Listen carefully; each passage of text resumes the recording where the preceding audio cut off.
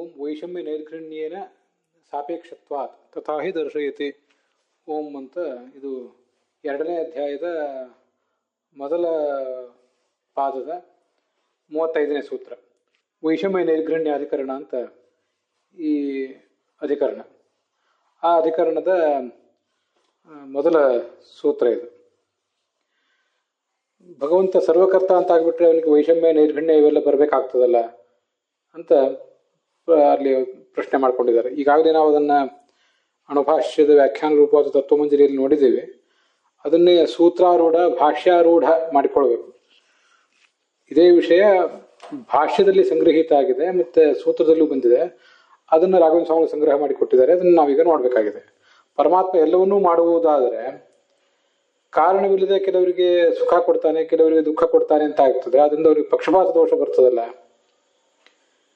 ಅಂದರೆ ಕೆಲವರಿಂದ ಕೆಟ್ಟ ಕೆಲಸವನ್ನು ಮಾಡಿಸ್ತಾನೆ, ನರಕದಲ್ಲಿ ಬೀಳಿಸ್ತಾನೆ, ಆದರೂ ಅದನ್ನು ನೋಡಿ ಅವನಿಗೆ ಮನಸ್ಸು ಕರಗೋದಿಲ್ಲ. ಅದರಿಂದ ದೇವರು ಕರುಣಾಹೀನ ಆದಾನು ಅಂತ ಸೂತ್ರ ಅಂತ ಪ್ರಶ್ನೆ. ಆ ಪ್ರಶ್ನೆಗೆ ಉತ್ತರ ರೂಪವಾಗಿ ಈ ಅಧಿಕರಣದಲ್ಲಿ ಉತ್ತರ ಹೇಳ್ತಾ ಇದ್ದಾರೆ. ಜೀವರು ಮಾಡಿರುವಂತಹ ಪುಣ್ಯ ಪಾಪಗಳಿಗೆ ಅನುಗುಣವಾಗಿ ಸಾಪೇಕ್ಷತ್ವಾತ್ ಅಂತಿದ್ದೀರ ಸೂತ್ರದಲ್ಲಿ. ಸಾಪೇಕ್ಷತ್ವಾತ್ ಅನ್ನೋ ಶಬ್ದಕ್ಕೆ ಹೀಗರ್ಥ: ಜೀವರು ಮಾಡಿರುವಂತಹ ಪುಣ್ಯ ಪಾಪ ಮೊದಲಾದ ಕರ್ಮಗಳೇನಿದೆ ಅದಕ್ಕನುಸಾರವಾಗಿ ಅವನು ನಮಗೆ ಏನು ಕೊಡಬೇಕೋ ಅದನ್ನೆಲ್ಲವನ್ನು ಕೊಡ್ತಾನೆ. ಸಾಪೇಕ್ಷತ್ವ ಅಂತಂದ್ರೆ ನಿರ್ನಿಮಿತ್ತತ್ವಾಭಾವಾತ್, ಯಾವುದೇ ನಿಮಿತ್ತ ರಹಿತವಾಗಿ ಅವನು ಹೀಗೆ ಮಾಡೋದಿಲ್ಲ. ಅವರವ್ರ ಕರ್ಮ ಏನಿದೆ ಅದಕ್ಕನುಸಾರವಾಗಿ ಅವನು ಮಾಡ್ತಾನೆ. ಅದಕ್ಕನುಸಾರವಾಗಿ ಸುಖ ದುಃಖಾದಿ ಫಲಗಳನ್ನು ಭಗವಂತ ಕೊಡೋದ್ರಿಂದ ಅವನಿಗೆ ಪಕ್ಷಪಾತ, ನಿಷ್ಕಾರುಣ್ಯ ಮೊದಲಾದಂತಹ ದೋಷಗಳಿಗೆ ಯಾವುದೇ ರೀತಿಯಾದ ಅವಕಾಶ ಇಲ್ಲ. ಶ್ರುತಿಯು ಕೂಡ ಹಾಗೆ ಹೇಳಿದೆ. ದೇವರು ಪುಣ್ಯದಿಂದ ಉತ್ತಮ ಲೋಕಕ್ಕೆ ಕರ್ಕೊಂಡು ಹೋಗ್ತಾನೆ. ಪುಣ್ಯೇನ ಪುಣ್ಯಂ ಲೋಕಂ ನಯತಿ. ಮತ್ತೆ ಪಾಪೇನ, ನಾವು ಮಾಡಿದ ಪಾಪಕ್ಕನುಸಾರವಾಗಿ ನಮ್ಮನ್ನ ಪಾಪ ಕರ್ಮಕ್ಕೆ ಕರ್ಕೊಂಡು ಹೋಗ್ತಾನೆ ಅಂತ ಹೀಗೆ ಶ್ರುತಿ ಹೇಳಿದೆ. ಆದ್ರಿಂದ ಅವನಿಗೇನು ವೈಷಮ್ಯ ನೈರ್ಘಣ್ಯ ಇಲ್ಲ ಅಂತ ಸೂತ್ರದ ತಾತ್ಪರ್ಯ. ಮುಂದೆ ನ ಕರ್ಮ ವಿಭಾಗಾದಿತ್ಯನ್ನ ಅನಾದಿತ್ವಾತ್ ಅಂತ 36ನೇ ಸೂತ್ರ. ಅದಕ್ಕನುಸಾರವಾಗಿ ನಾವೀಗ ನೋಡ್ಬೇಕಾಗಿದೆ. ಇಲ್ಲಿ ಅನಾದಿತ್ವಾತ್ ಅಂತ ಈ ಸೂತ್ರ ಏನಿದೆ, ಈ ಸೂತ್ರದ ಅಭಿಪ್ರಾಯವನ್ನ, ಭಾಷ್ಯದ ಅಭಿಪ್ರಾಯವನ್ನ 32ನೇ ಗದ್ಯ ಭಾಗದಲ್ಲಿ ರಾಘವೇಂದ್ರ ಸ್ವಾಮಿಗಳು ತತ್ತದೀಯ ಅನಾದಿ ಪೂರ್ವ ಪುಣ್ಯಾಧಿಕಂ ಅಪೇಕ್ಷ ಅಂತ ಹೇಳಿದ್ದಾರೆ. ಈಗಾಗಲೇ ಅದು ಪಾಠ ಆಗಿದೆ. ಅಲ್ಲಿ ಅನಾದಿ ಕರ್ಮ ಅಂತ ಏನು ಹೇಳಿದಾರಲ್ಲ, ಆ ವಿಷಯ ಮೂಲ ಇರುವುದು ಈ ಸೂತ್ರದಲ್ಲಿ. ಯದಪೇಕ್ಷೆಯ ಅಸೌ ಫಲಂ ದದಾತಿ ನ ತತ್ ಕರ್ಮ.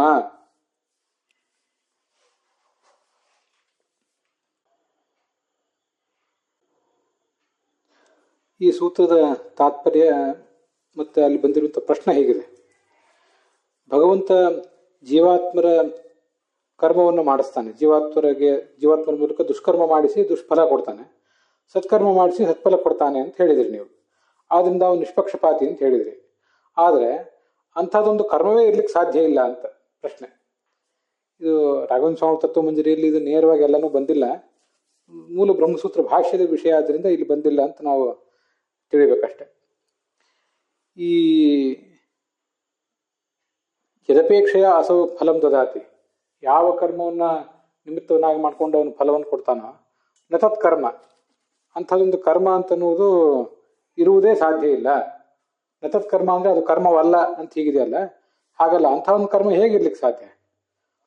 ಯಾಕೆಂದ್ರೆ ಏಷಹ್ಯವ ಸಾಧು ಕರ್ಮ ಕಾರಯತಿ ತಮ್ ಯಮೇಭ್ಯ ಲೋಕೇಭ್ಯ ಉನ್ನಿನೀಶತೆ, ಮತ್ತೆ ಏಷ ಏವ ಅಸಾಧು ಕರ್ಮ ಕಾರಯತಿ ತಮ್ ಯಂ ಅಧೋ ನಿನೀಶತೆ ಅಂತ ಹೀಗೊಂದು ವೇದವಾಕ್ಯ ಕಾಣಿಸ್ತಾ ಇದೆ.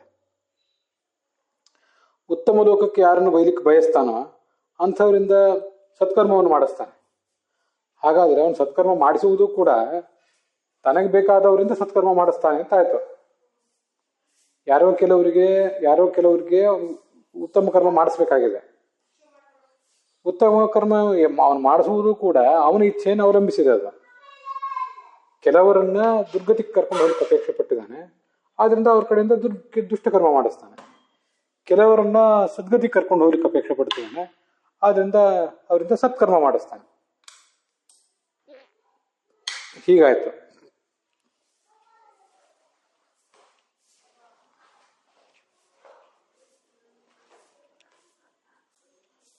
ಮತ್ತೆ ಕೆಲವರನ್ನು ಅವನು ದುರ್ಗತಿಗೆ ತಳ್ಳಬೇಕು ಅಂತ ಅಪೇಕ್ಷೆ ಪಟ್ಟಿದ್ದಾನೆ, ಅಂಥವರಿಂದ ದುಷ್ಟಕರ್ಮಗಳನ್ನು ಮಾಡಿಸ್ತಾನೆ ಅಂತ ವೇದವಾಕ್ಯ ಹೇಳ್ತಾ ಇದೆ.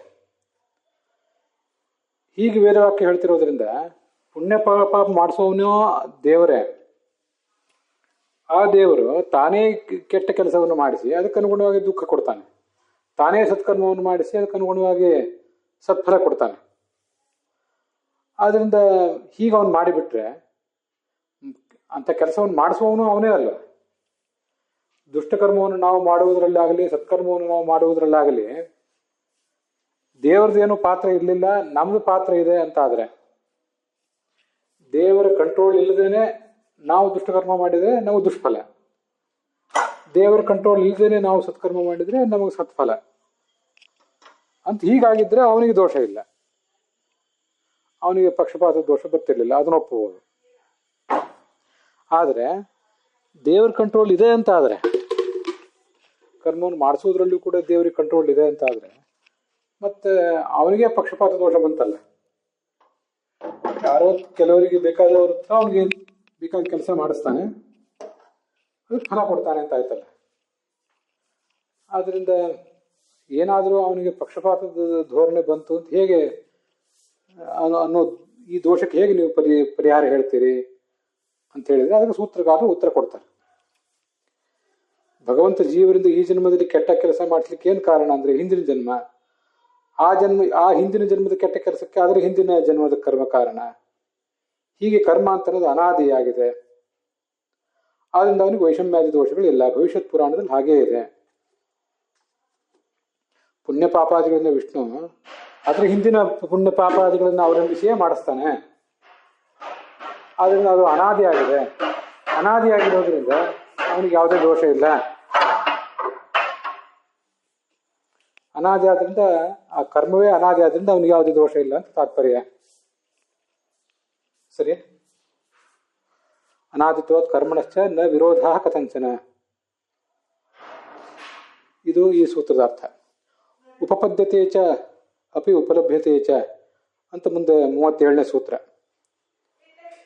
ನಚ ಕರ್ಮಾಪೇಕ್ಷತ್ವೇ ಈಶ್ವರಸ್ಯ ಅಸ್ವಾತಂತ್ರ್ಯಂ, ಅವನ ಕರ್ಮವನ್ನು ಅವಲಂಬಿಸಿ ಇಷ್ಟೆಲ್ಲ ಕೆಲಸವನ್ನು ಮಾಡಿಸ್ತಾನೆ ಅಂತ ಆದ್ರೆ ಅವನಿಗೇನು ಸ್ವಾತಂತ್ರ್ಯ ಬಂತು? ಅವನ ಸ್ವಾತಂತ್ರ್ಯವನ್ನು ಕೂಡ ಕರ್ಮ ಅನ್ನೋದು ಕಟ್ಟಿ ಹಾಕಿದೆ ಅಂತ ಆಯ್ತಲ್ಲ ಅಂತ ಹೀಗೊಂದು ಪ್ರಶ್ನೆ. ಅದಕ್ಕೆ ಈ ಸೂತ್ರದಲ್ಲಿ ಉತ್ತರ ಕೊಡ್ತಾರೆ. ದ್ರವ್ಯಂ ಕರ್ಮಚ ಕಾಲಶ್ಚ ಸ್ವಭಾವೋ ಜೀವ ಏವವ ಯದ್ ಅನುಗ್ರಹತ ಸಂತಿ ನ ಸಂತಿ ಯದುಪೇಕ್ಷೆಯ ಅಂತ ಈ ಸೂತ್ರ ಹೇಳ್ತಾ ಇದೆ. ಜಗತ್ತಿನಲ್ಲಿರುವಂತಹ ಎಲ್ಲಾ ದ್ರವ್ಯಗಳು, ಕರ್ಮ, ಕಾಲ ಇದೆಲ್ಲವೂ ಕೂಡ ಭಗವಂತನ ಅಧೀನವೇ ಆಗಿದೆ.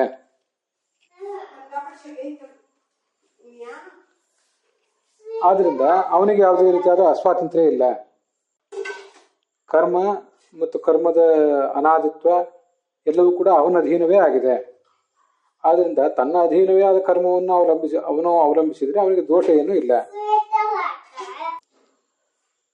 ನಚ ವೈಷಮ್ಯಾದ್ಯಾಪಾತೇನ ದೋಷ ತಾದೃಶ ವೈಷಮ್ಯಾದೇಹೇ ಉಪಲಭ್ಯಮಾನತ್ವಾತ್.